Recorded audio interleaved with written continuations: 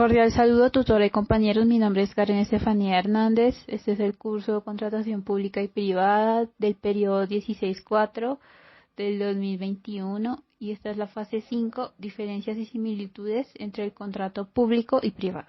Primero, diferencias entre el contrato público y privado. Los contratos públicos están establecidos por la Ley de 1993, en donde se dice que es una contratación estatal y que está dictaminada por varios principios de transparencia, de economía, de responsabilidad objetiva y demás. Esta contratación pública se da en una persona ya sea física o jurídica y deben realizar diferentes labores, ya sea una obra o prestar un servicio, entre otras, para complacer una finalidad de un ente público. En cambio, los contratos privados son acuerdos que se tienen entre dos partes, ya sean jurídicas o naturales, donde se pactan acuerdos en un documento para registrar los datos de la negociación, ya sean términos y condiciones o el pago de los empleados.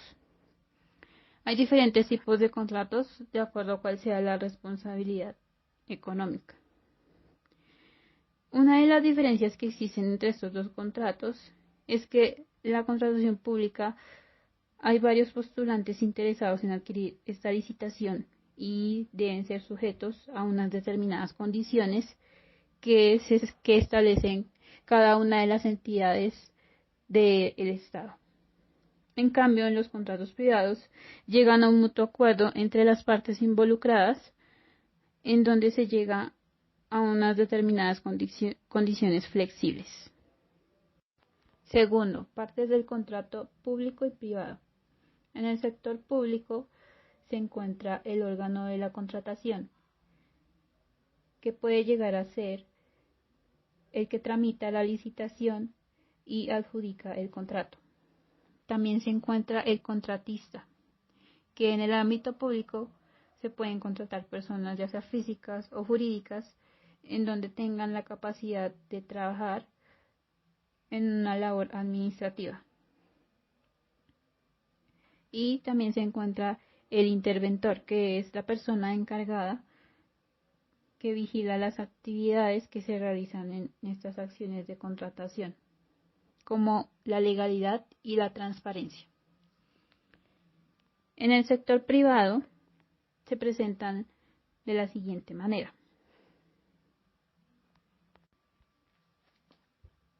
El título, que se aplica la naturaleza del mismo, el cuerpo, en donde se identifican las partes donde se involucran la información del contexto, como la fecha y la firma del contrato. La exposición, donde se da la relación de antecedentes y hechos registrados en donde se incluyen las cláusulas explicativas y demás. El cuerpo normativo, se detallan aspectos suscriptivos, entre otras. El cierre, que es el final del contrato donde se abarca la firma de todas las partes y si hay anexos y demás. Tercero, principios del contrato público y privado. En las entidades del sector público se aplican diferentes principios de actuaciones contractuales que regulan la conducta de los servidores públicos, llevando un conducto regular y un seguimiento de reglas en el sector administrativo, como lo son: principio de transparencia, principio de economía y principio de la responsabilidad, en donde los servidores públicos deben de seguir estas normas y deben de cumplir de carácter obligatorio de una manera apropiada y llevando así la ejecución del contrato y proteger los derechos de la entidad. En las entidades privadas también se presentan diferentes principios, como lo es el principio de la autonomía de voluntad, que consiste en establecer un mutuo acuerdo del contenido contractual. Existe el principio de la obligatoriedad o fuerza vinculante, que consiste en que el contratante está obligado a cumplir con lo que se encuentra pactado en el contrato. Principio de la relatividad del contrato o eficacia del contrato, Este consiste en el objetivo de aplicar a las personas que están sujetas a la misma con los convenios y no produce ningún efecto, sino en las partes que ya están asociadas al mismo. Principio de la causa concreta. Consta de que ambas partes deben de estar de acuerdo con las normas que se imponen en el contrato y se firmará lo pactado y lo acordado en el mismo. Principio del consensualismo o conclusión y perfeccionamiento. Es la declaración conjunta de voluntad para la formación del mismo.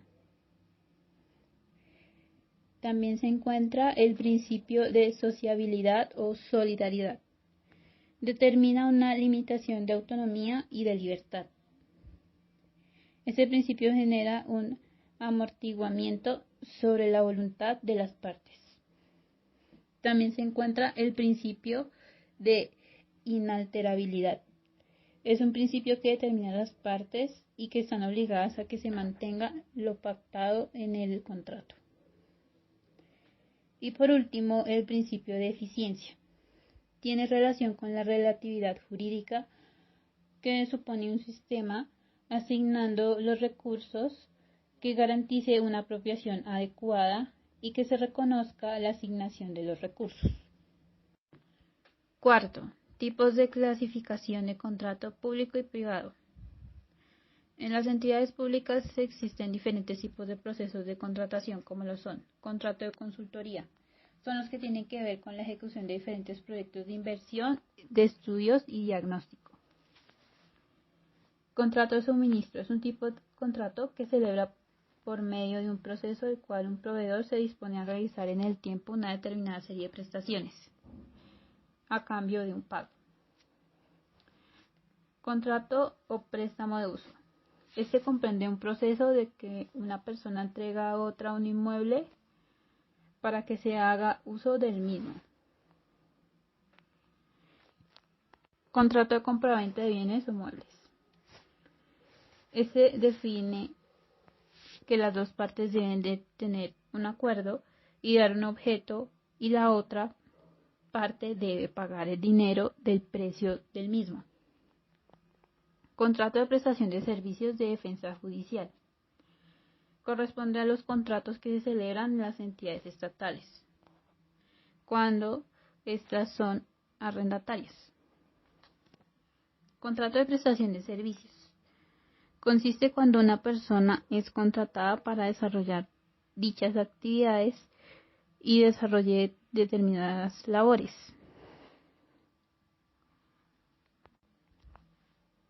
En los contratos privados existen diferentes clases, como lo son: contrato unilateral.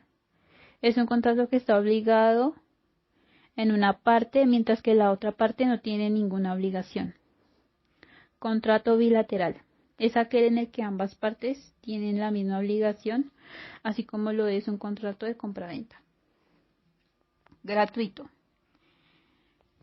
Cuando en el contrato solo se beneficia una de las partes, como lo puede ser un contrato de donativos. Contrato honoroso. Ambas partes del contrato tienen u obtienen un beneficio. Contrato principal. Es un contrato que es independiente, ya que no depende de otro para existir. Contrato real. Es un contrato que puede ser identificado cuando se necesita para su validez. Contrato solemne. Tiene que ver con ciertas normas establecidas de acuerdo a las leyes. Contrato consensual. Es un contrato en donde se perfecciona por el consentimiento y el mutuo acuerdo de ambas partes. Contrato conmutativo. Es un contrato que consta de cada una de las partes y están obligadas a realizar algo equivalente.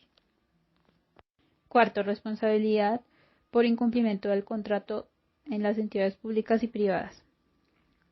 En las entidades públicas, la Constitución Nacional pactó que el régimen de responsabilidad debe ser aplicable al Estado en la parte patrimonial.